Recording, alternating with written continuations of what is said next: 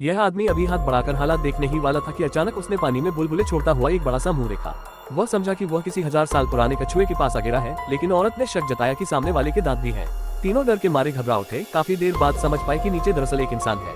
उन्होंने बिना देर किए तुरंत बर्फ की परत को काटना शुरू कर दिया और तब जाकर लोगों को सफलतापूर्वक बाहर खींचा गया। लेकिन -70 डिग्री की ठंड में अगर तुरंत उसका इलाज नहीं किया जाता तो थोड़ी ही देर में वह ठंड से मर सकता था।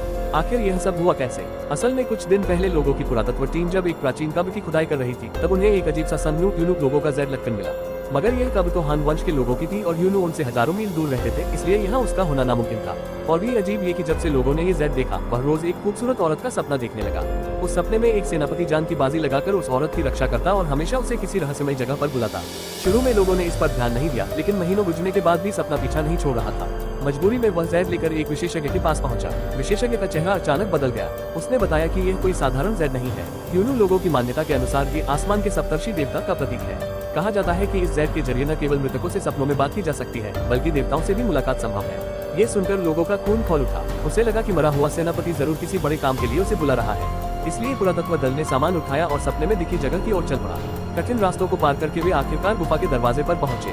सब उत्सुकतापूर्वक अंदर चले गए, लेकिन कुछ ही कदम चले थे कि जमीन पर बड़े बड़े पैरों के निशान नजर आए। लोगों ने सबको सावधान किया ही था कि अगले ही पल बर्फ की सतह टूट गई। ऊपर लटकी बर्फ की नुकीली सुइयां तलवार जैसी तेज थी, जिनसे टकराना मौत को बुलाने जैसा था। लेकिन लोगों की सुरक्षा के कारण सभी सुरक्षित गुफा के तल तक फिसलकर पहुंच गए। जब ये पक्का हो गया कि कोई घायल नहीं हुआ, तब उन्होंने बाहर निकलने का रास्ता तलाशना शुरू किया। तभी लोगों ने अचानक देखा कि सामने एक रहस्यमयी महल खड़ा है।